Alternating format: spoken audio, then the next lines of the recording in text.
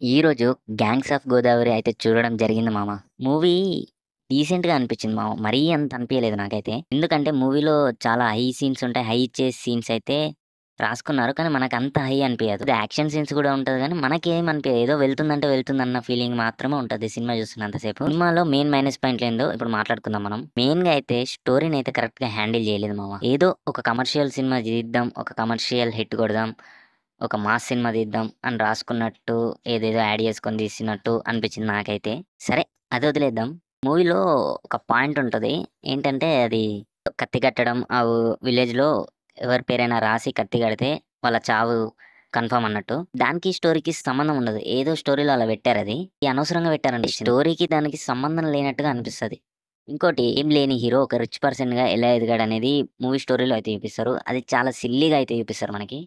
Starting ఏదో 2 సార్లు దొంగతనం చేస్తాడు. మూడోసారి ఎవరి దగ్గరైతే దొంగతనం చేశారో వాళ్ళే డీలర్‌గా ఛాన్స్ ఇస్తారు. అదైతే వేరే రీజన్ ఏం దొరకలేదా? ఆలోచిస్తే ఎన్నో రీజన్స్ ఉంటాయి. ఏదో ఒకటి పెట్టేద్దాం. ముందుగా అయితే మన హీరో అయితే రిచ్ అయిపోవాలి. దానికి రీజన్ ఏదైనా ఉండని అనేసి పెట్టినట్టుగా అనిపిస్తది. సరే పోనీ ఇక లవ్ స్టోరీ ఉంటది. హీరో, హీరోయిన్ మధ్యల బానే ఉంటది. సెకండ్ హాఫ్‌లో ఇంకొక 1 అవర్ మూవీ నడవాలి కాబట్టి ఏదేదో యాడ్ చేసినట్టుగా అనిపిస్తది.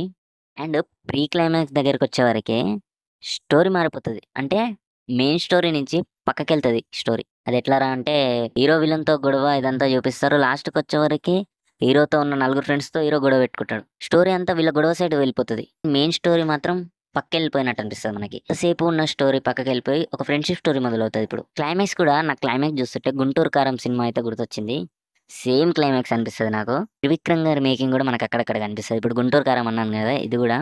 ఎందుకంటే ఈ మూవీ తీసింది మరి ఆయన శిష్యుడు గాబట్టో ఏమో గాని, ఆయన మేకింగ్ అయితే చాలా చోట్ల మనకైతే కనిపిస్తది. ఆయన స్టైల్ గాని, ఆయన మేకింగ్ గాని. ఓవరాల్‌గా మూవీ అయితే వన్ టైమ్ వాచబుల్ అండి. మరీ బాలేదని చెప్పలేం గానీ, ఒకసారైతే చూడొచ్చు.